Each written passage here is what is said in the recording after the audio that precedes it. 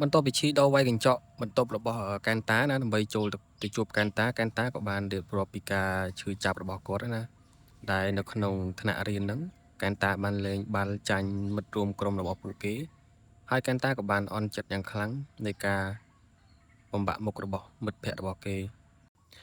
ដូច្នេះហើយបានជាកែនតាមានការអាក់អន់សពុនចិត្តយ៉ាងខ្លាំងនៃការបំបាក់មុខរបស់មិត្តភ័ក្តិរបស់គេក្នុងថ្នាក់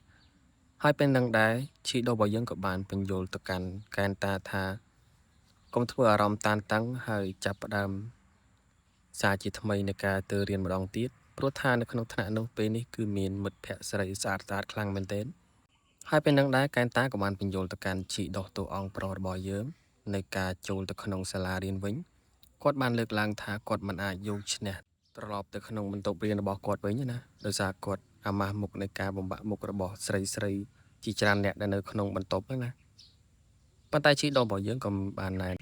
បន្ទាប់មកឈីដោះក៏បានបញ្យល់ទៅកាន់កែនតាម្ដងហើយម្ដងទៀតដែលគាត់បានបញ្យល់ថាគ្មានអ្វីដែលយើងមិនអាចធ្វើបានទេណាស៊ីសងនៃការប្រឹងប្រែងរបស់យើងហើយពេលជាមួយគ្នានឹងដែរកែនតារបស់យើងនៅតែមិនយល់ស្របនៅអ្វីដែលឈីដោះបានបញ្យល់ណាហើយឈីដោះក៏បានប្រាប់ទៅកាន់កែនតាថា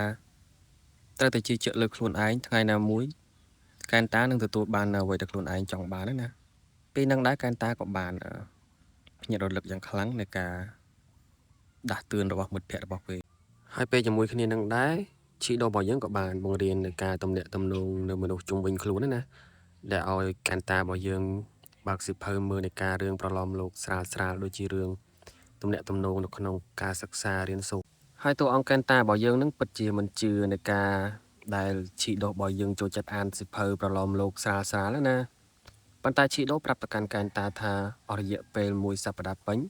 គាត់បានអានស្នាដៃដ៏អស្ចារ្យល្បីៗដូចជាសិភៅប្រឡំលោកស្រាលដូចជាសិភៅស្នេហានិងការសិក្សារៀនសូត្រជាដើមតួអង្គប្រុសរបស់យើងឈីដូនឹងក៏បានបញ្ជាក់ទៅកាន់កែនតាថាណាគាត់ពិតជាបានអានវាពិតមែនគាត់បានប្រាប់ទៅកាន់កែនតាពីលម្អិតអំពីរឿងដែលគាត់បានអានហើយធ្វើឲ្យគាត់បានភ្ញាក់ផ្អើលហើយឈីដូបាននិយាយថាគាត់ពិតជាអ្នកឧស្សាហ៍ព្យាយាមម្នាក់ណាហើយពេលនឹងដែរតួអង្គប្រុសរបស់យើងឈីដូនឹងក៏បានទៅប្រាប់ទៅកាន់កែនតាថាគាត់ពិតជាស្អប់ណាមនុស្សដែលចូលចិត្តមើលងាយអ្នកដទៃណាដែលមិត្តភ័ក្តិរួមថ្នាក់របស់គាត់ស្រីនោះបានមើលងាយទៅកាន់កែនតាថាគាត់នឹងគឺជាមនុស្សដែលមានរូបរាងកម្មាប់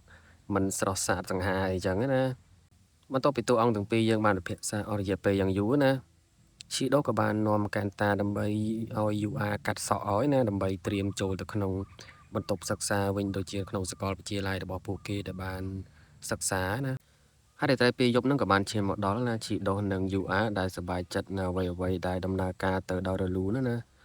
ហើយឈីដូនិយាយទៅកាន់គាត់គ្រាន់តែជំរុញឲ្យកែនតាបន្តទៅមុខទៀតហើយស្វែងរកនារីម្នាក់នៅព្រឹកបន្ទាប់កែនតាមានអារម្មណ៍ភ័យខ្លាចក្នុងការត្រឡប់មកសាលារៀនវិញបន្ទាប់ពីអវត្តមានរបស់គេអស់រយៈពេលជាច្រើនខែប៉ុន្តែជីដុសធានាគាត់ថាការភ័យខ្លាចគឺជាជំហានដំបូងនៃការធ្វើការផ្លាស់ប្ដូរដ៏ធំមួយនៅក្នុងជីវិតរបស់គាត់ហើយពេលនឹងដែរគេក៏បានចូលទៅក្នុងបន្ទប់ថ្នាក់រៀនកែនតាបានណែនាំខ្លួនដល់មនុស្សគ្រប់គ្នាដោយលេងសើចស្រាលបន្ទាប់មកគាត់និយាយលេងសើចអំពីរបៀបដែលកែនតាឈប់ទៅសាលារៀនដោយសារតែគាត់ត្រូវបានបដិសេធ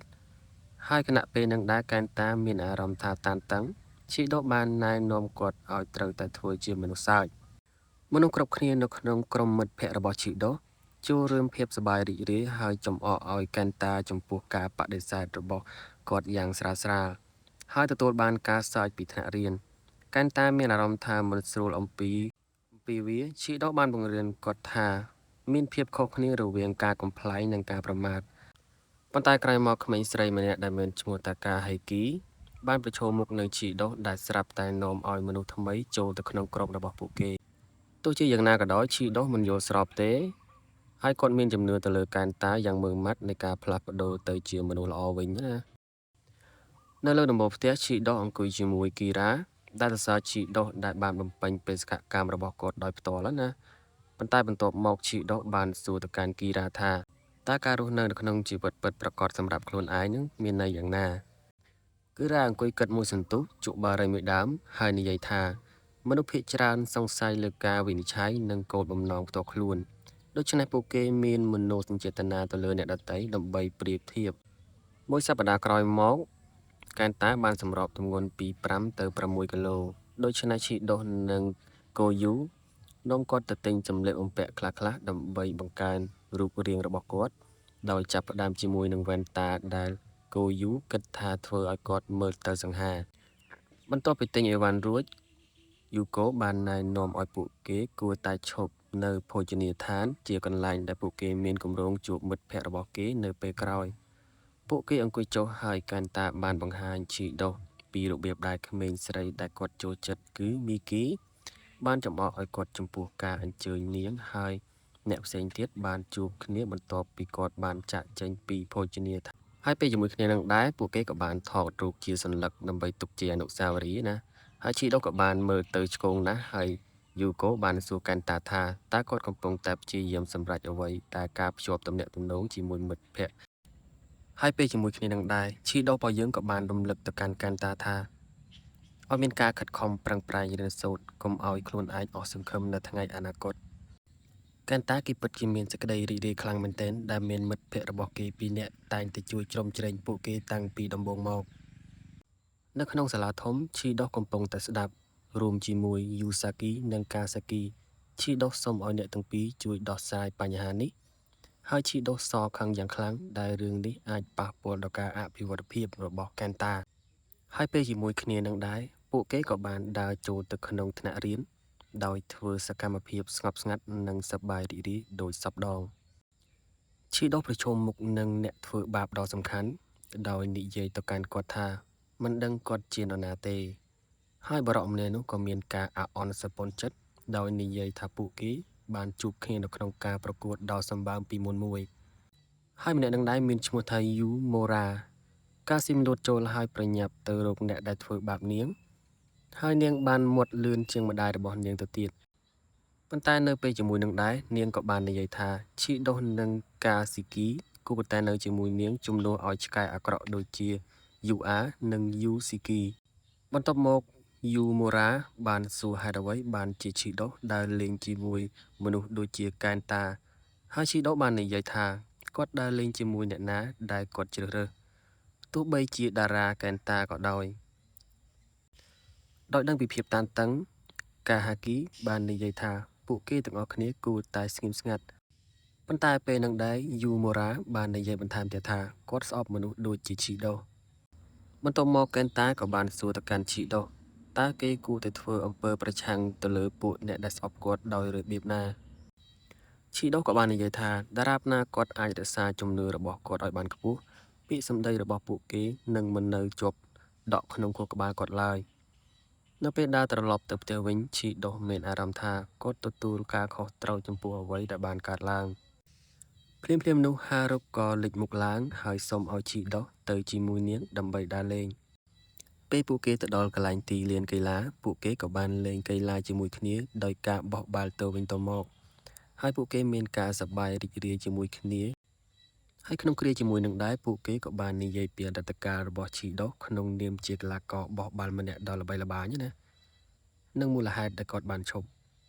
ខណៈពេលឈីដុសធ្វើដូចជាមិនខ្វល់ពីកីឡាករបាល់បោះប៉ុន្តែហារ៉ូហៅគាត់ថាជាអ្នកកុហកដោយដឹងថាគាត់បានខិតខំប្រឹងប្រែងយ៉ាងខ្លាំងក្នុងការប្រកួតហើយពេលជាមួយគ្នានឹងដែរហារូនាងក៏បានលើកទឹកចិត្តឲ្យបញ្ចេញអារម្មណ៍ប្រាប់នាងអំពីអ្វីដែលកំពុងដោះស្រាយឈីដុសបង្ហាញពីរបៀបដែលគាត់ខ្លាចនឹងថាផែនការរបស់កែនតាដើម្បីបង្ហាញមិត្តភាពចាស់របស់គាត់ពីការផ្លាស់ប្ដូររបស់គាត់និងបរាជ័យដូច្នេះឈីដុសចង់ធ្វើអ្វីមួយដើម្បីធ្វើឲ្យដំណើរការឡើងវិញប៉ុន្តែហារូបែរជាគិតថាគាត់ជាមនុស្សល្ងង់ហើយនិយាយថាឈីដុសបានធ្វើអ្វីគ្រប់យ៉ាងគាត់អាចធ្វើអ្វីបានដើម្បីជួយកែនតាដូច្នេះគាត់ត្រូវតែទុកចិត្តក្នុងការធ្វើដំណើរទៅមុខទៀតបន្ទាប់មកពួកគេក៏បានលោតយ៉ាងខ្ពស់ខ្ពស់ក្រោមមេឃដោយខៀវងឹតនិងផ្កាយភ្លឺចាញ់ចាំង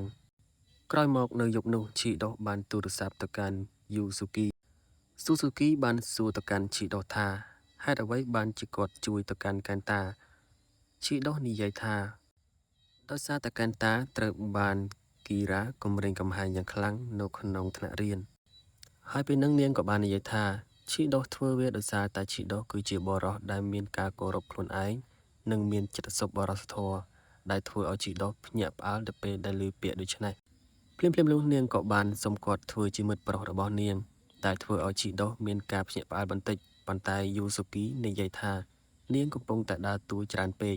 ប៉ុន្តែជីដោះបន្តការសម្ដែងតួនាទីហើយសួរថានាងពិតជាស្រឡាញ់ខ្ញុំមែនទេក្រោយមកពួកគេក៏បានទៅលេងបាល់ទាត់ហើយយូមីយូរ៉ាបានប្រកួតប្រជែងជាមួយនឹងជីដោះនៅក្នុងការប្រកួតមួយដែលអ្នកចាញ់នឹងប្រឈមមុខនឹងការចាញ់ហើយជីដោះក៏បានយល់ព្រមដោយសារតែការប្រកួតនេះជារឿងអាម៉ាស់មួយកែនតាបានមានការព្រួយបារម្ភចំពោះការប្រកួតប្រជែងនេះប៉ុន្តែជីដោះធានាគាត់ថាវាគ្រាន់តែជាការប្រកួតមួយប៉ុណ្ណោះកែនតាមានការភ័យខ្លាចព្រោះគាត់លេងកីឡាមិនពូកែប៉ុន្តែជីដោះនិយាយថាគាត់គួរតែសប្បាយរីករាយជាមួយនឹងការប្រកួតមួយនេះនៅពេលដែលគាត់បរាជ័យយ៉ាងវេទនាមនុស្សគ្រប់គ្នាបានសើចចំអកគាត់ដែលបំផ្លាញទំនុកចិត្តរបស់គាត់ហើយនៅពេលនោះជីដោះក៏បានជួយឲ្យកែនតាក្រោកឡើងគាត់ដឹងថាកែនតាយកចិត្តទុកដាក់ចំពោះអ្វីៗគ្រប់យ៉ាងក្រោយមកនៅតាមដងផ្លូវត្រឡប់ទៅផ្ទះវិញយូកូបានហៅជីដោះថាជាវីរបុរសដែលបានយកចិត្តទុកដាក់និងជួយមនុស្សដូចជាកែនតាហើយនាងទទួលស្គាល់ថានាងជឿជាក់ថាកែនតានឹងអាចផ្លាស់ប្ដូរបានជីដោះបានប្រាប់គាត់ថាគាត់មិនមែនជាវីរបុរសទេប៉ុន្តែនាងទទូចថា